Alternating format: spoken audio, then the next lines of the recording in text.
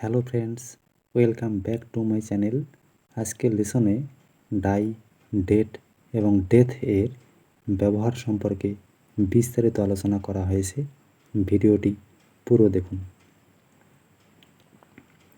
Die হলো verb মানে মারা যাওয়া, আর ডেট হলো অ্যাডজেক্টিভ মানে মৃত, আর ডেথ হলো নাউন মানে মৃত্যু।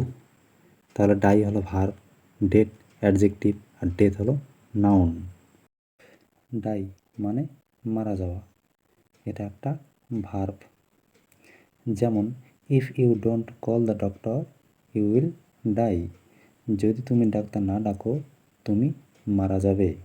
If you don't call the doctor you will die.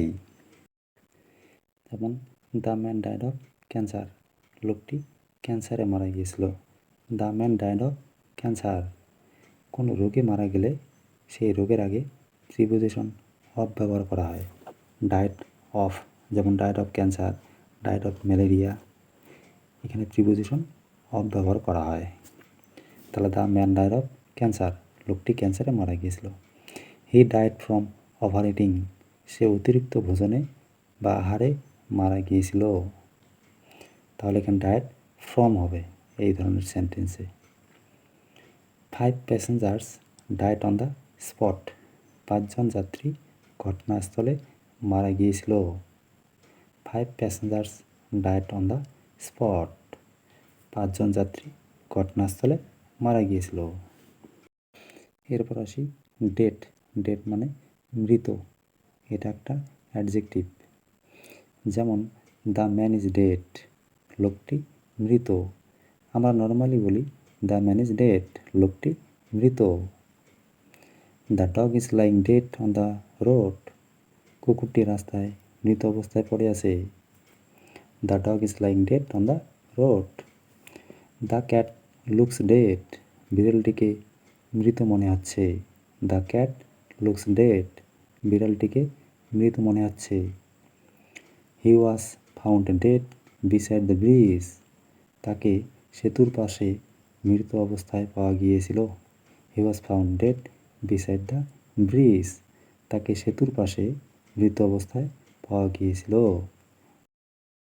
তাহলে ডেট দিয়ে সেন্টেন্স হবে এই ধরনের, বা ডেটের ব্যবহার হবে এই ধরনের।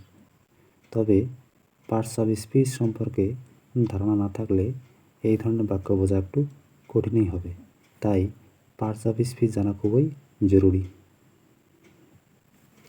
ডেথ মানে মৃত্যু, এটা একটা নাউন। যেমন news of death is always sad, মৃত্যুর সংবাদ সর্বদা দুঃখজনক। News of death is always sad, মৃত্যুর সংবাদ সর্বদা দুঃখজনক। স্মোকিং কস্ট হিজ ডেথ, ধূমপান তার মৃত্যু ঘটিয়েছিল, অথবা ধূমপান তার মৃত্যুর কারণ ছিল। স্মোকিং কস্ট হিজ ডেথ, ধূমপান তার মৃত্যু ঘটিয়েছিল। I am saddened by my friend's death, আমার বন্ধুর মৃত্যুতে আমি শোকাহত। I am saddened by my friend's death, আমার বন্ধুর মৃত্যুতে আমি শোকাহত। যেমন ডেথ ইজ সার্টেন, মৃত্যু অবধারিত বা মৃত্যু নিশ্চিত। ডেথ ইজ সার্টেন, মৃত্যু অবধারিত। তাহলে ডেথ নাউন ফর্ম দিয়ে বাক্য হবে এই ধরনের। আশা করি তোমরা সকলে ডাই, ডেট এবং ডেথ এর ব্যবহার সম্পর্কে বুঝতে পেরেছ। ভিডিওটি ভালো লাগলে লাইক, শেয়ার এবং চ্যানেলটি সাবস্ক্রাইব করুন। Thanks for watching.